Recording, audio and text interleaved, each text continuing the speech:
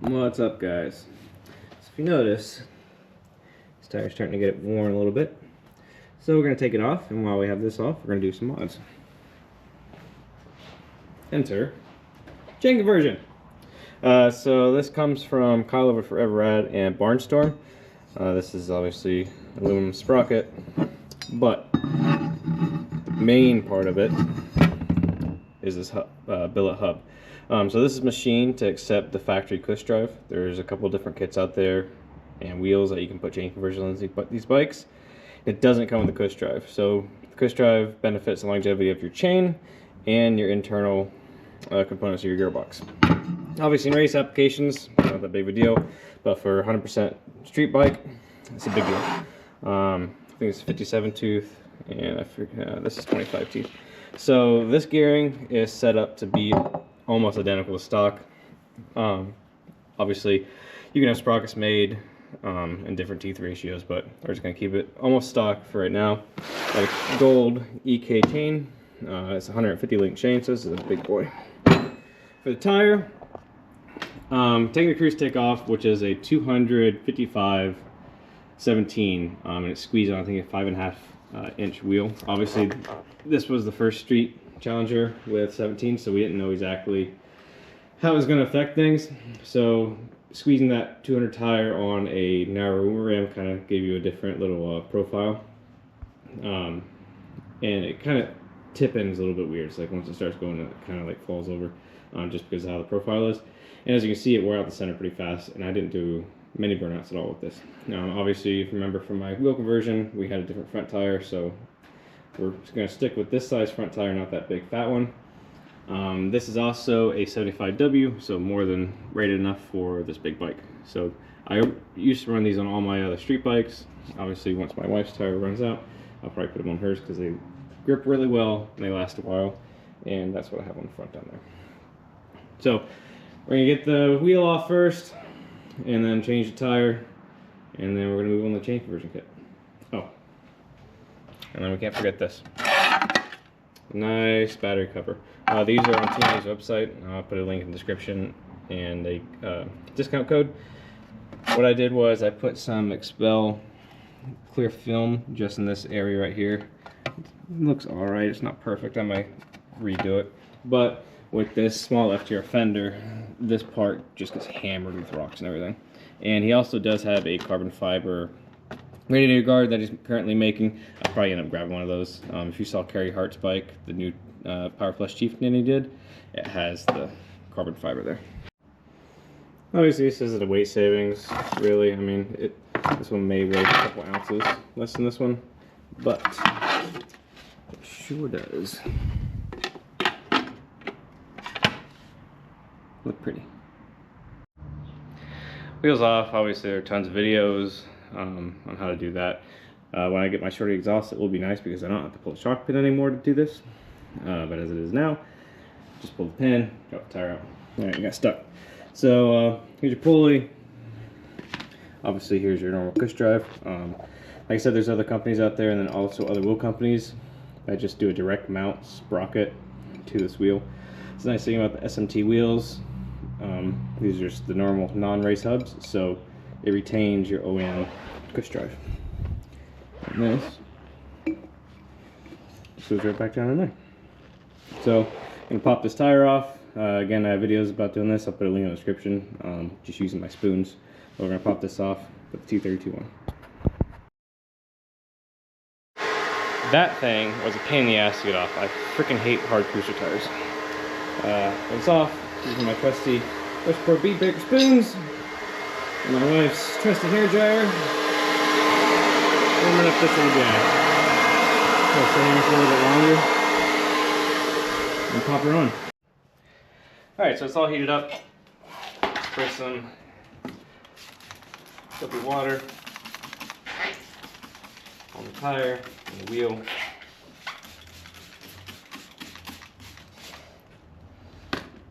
As you can see, this is the dot. This is the lightest part of the tire. You want it right at the valve stem. So, perfect world, this should just drop right down on.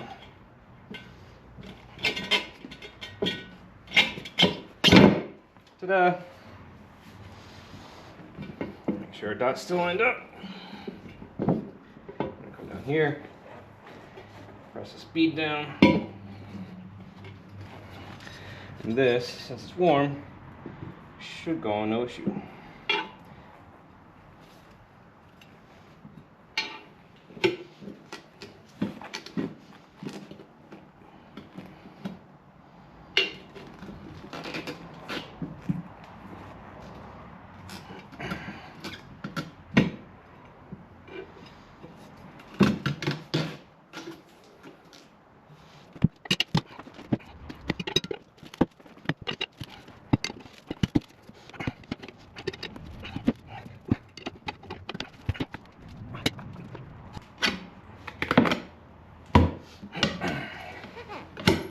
And there you have it. Fuck.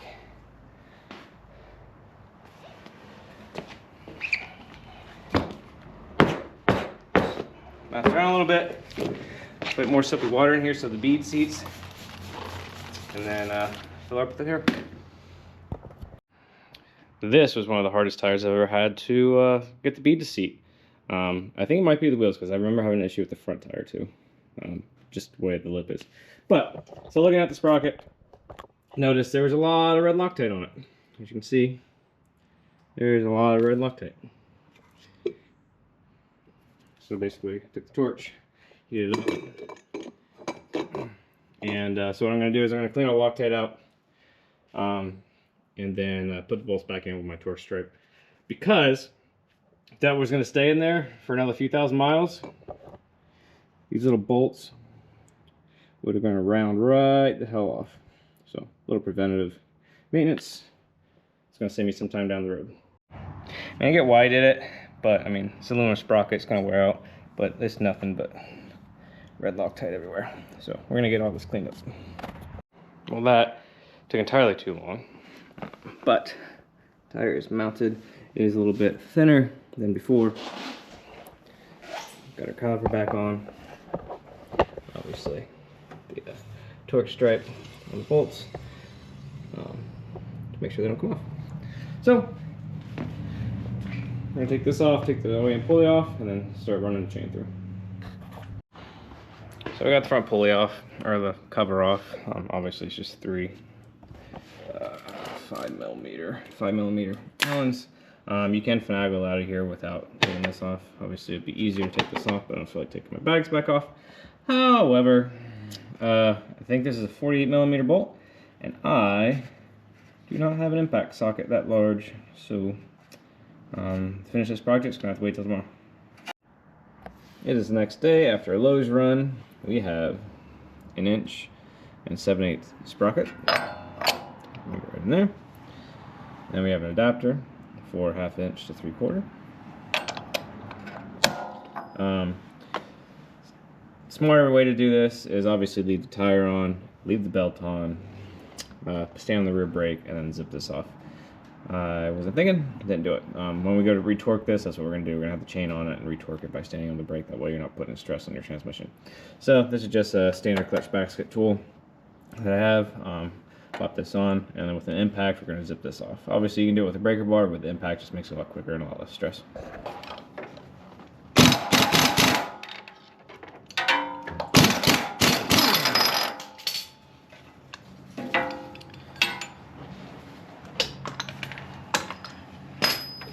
There you have it. So what I did was took the chain, ran it up through. You can reach in behind this panel and just kind of loop it around. Also took these adjusters and pushed the axle or the wheels as far forward as we could. That also make the wheelbase a little bit shorter. And then come over here and get this as tight as you can. And then you got to determine how many links you need to take off. So on average, with this size sprocket, it's 17 links. So obviously, inner, outer, inner, outer, inner. So 17 links are going to come off. What we're going to do is we're going to grind this one off and pop this link out. For this chain, it comes with a rivet master link. These are the only ones I'll use on street bikes. I don't like the clip ones. But I'm just get this ISO Motion Pro riveting tool to take the links out. I usually just take a grinding cutoff wheel, grind it off, and then pop the link out. So initially, what to do with making the chain tighter and the wheel all the way forward, it put me in a weird spot with where the rivet would have to go. So we're going to take an extra link out, and we're just going to move the wheel back a little bit. But basically what you're going to do is you're going to grind off the two heads of this rivet. Basically just take a screwdriver in here and a little hammer, and it'll just pop it right off. They make chain breaker tools, but really no need to use them when you can use your old trusty grinder.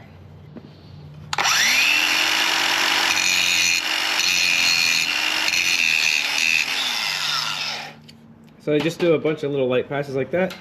You don't want to get things too heated up.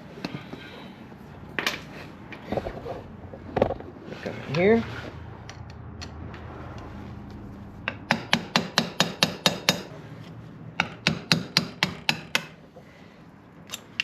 There you go. And out the other side.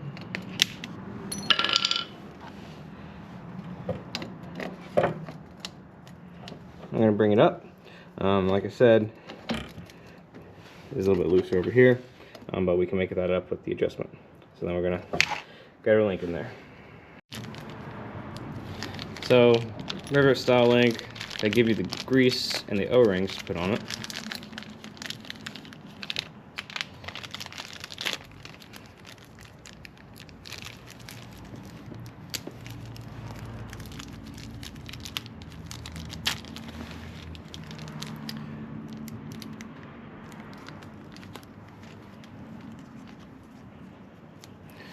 So you got 4 rings.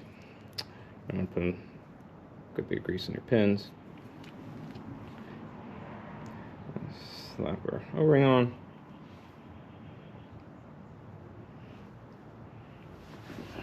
And obviously, this goes in from the back. That's what she said.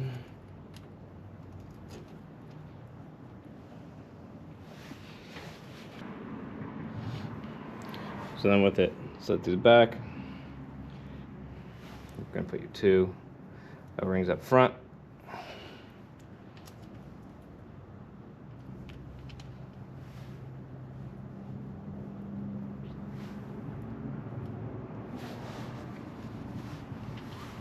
We're going to come in here, front piece.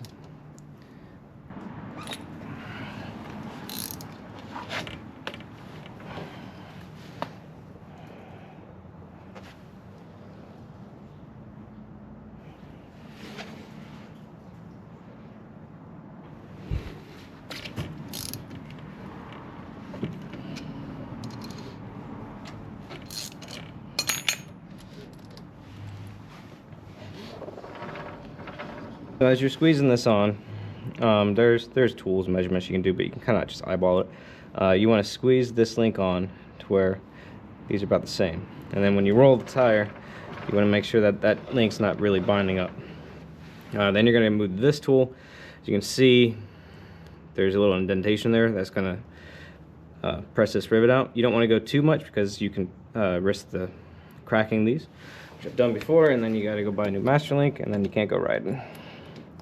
So just put it back on just the same way we did the other tool. Crank her down and just start cranking.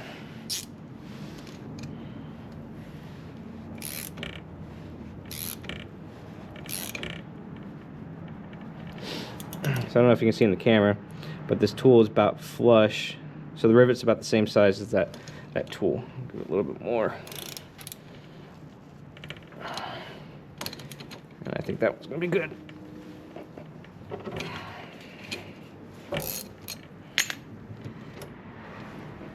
It's good, not cracked. I'm going to move up here and do the same thing.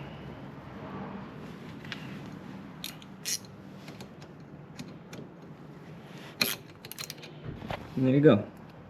2 non-crack rivets. And a nice chain. So I'm going to adjust the wheel to get that slack out. Obviously, and then we'll move up to the front. Alright, so that's torque stripe. The marks for these bolts lined up, so obviously torque is where it needed to be. Again, just put your foot on that, torque that down. As far as the chain tension goes, I made it a little bit on the tighter side because this is going to stretch and I'm going to have to adjust anyway after the first 500 miles. But basically, since when you know on the belt, you spin the tire and you can see where your belt's traveling, you can't really do that with the chain. So I did line up these marks, and I took a measurement from the end of this bolt to this head, lined it up evenly on both sides, and it got me pretty good. Obviously, the tire spins, you don't hear anything abnormal. We are officially done. So, any new chain, you want to clean all the white lithium grease off. What I do is I use jet fuel or kerosene. Just damp a rag and just wipe it on. Obviously, you're going to have to clean it again, but it gets most of the stuff off. I threw my wife's muffler back on just because it looks a little better and she's not riding today. Tire doesn't look too bad. Obviously, it's skinnier than the 200, but it should feel a lot better. Let's go for a little ride and see if I installed everything correctly.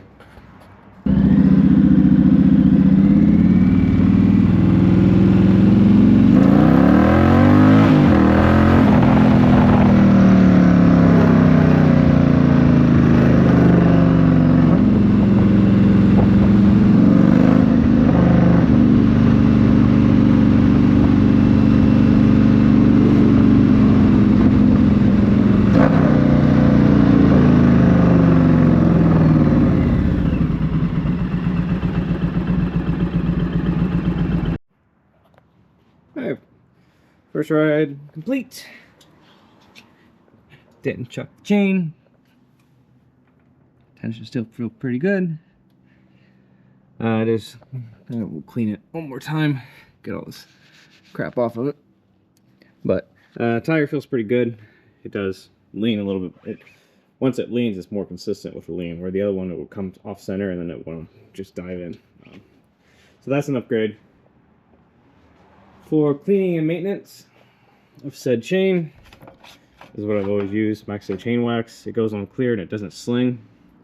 This particular chain, I think, is 4 years old and maybe 15,000 miles, but still perfectly fine.